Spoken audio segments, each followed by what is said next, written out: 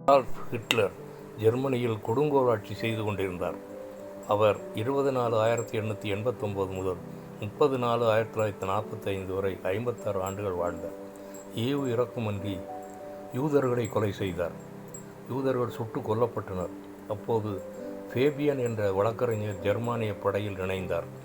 1943ஆம் ஆண்டு ரஷ்ய பயணம் முடிந்து ஜெர்மனிக்கு ஹிட்லர் திரும்பும் விமானத்தில் மதுபான பாட்டில்களோடு ஒரு டைம் பாமையும் சேர்த்து வைத்தார். ஆனால் அது வெடிக்காமல் போகவே ஜாக்கிரதையாக அப்புறப்படுத்தினார். ஹிட்லரை கொலை செய்ய முயற்சித்தார்கள் என்று அநேகரை சித்திரவதை முகாமில் அடைத்தனர். அதில் ஃபேபியனும் ஒருவராக இருந்தார். நீதிமன்றத்தில் எதிர்பாராத விதமாக உத்தரம் விழுந்து நீதிபதி மரித்தார். அடுத்த சில ஆண்டுகளில் அமெரிக்க படையினரால் ஃபேபியன் விடுவிக்கப்பட்டார். அதன் பின்னர் அனைவரும் வியக்கும் வண்ணம் ஃபேபியன் ஒரு நீதிபதியாக உயர்த்தப்பட்டார்.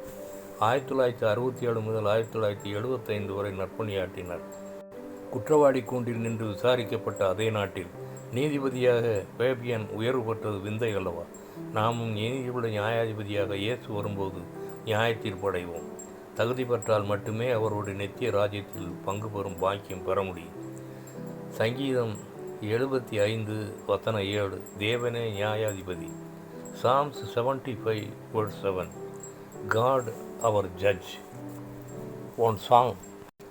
நீதியின் நிலத்திருந்து திருமுகம் நான் காண்பேன். உயிர்த்தெழும் போது தாயல திருப்தியாவே. ஜீவனை விட உம்மன்று அது எத்தனை நல்லது.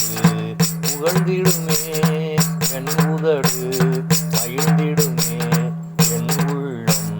நீதியின் நிலைத்திருந்து திருமுகம் நான் காண்பேன். உயிர்த்தெழும்போது தாயல திருப்தியாவே. ஜீவனை விட உம்மன்று அது எத்தனை நல்லது. புகழ்ந்திடுமே என் உதடு, மகிழ்ந்திடுமே என் உள்ளம். நீதியின் நிலைத்திருந்து திருமுகம் நான் காண்பேன்.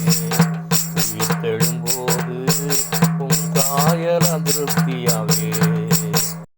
ஜெபம். எங்களை நேசிக்கிற நல்ல பிதாவே, என்னை உடைய சமூகத்திலே தாழ்த்தி ஒப்பு கொடுக்கிறேன் ஆண்டவரே.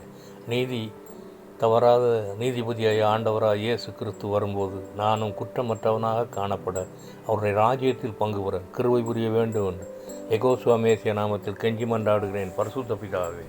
ஆமேன்.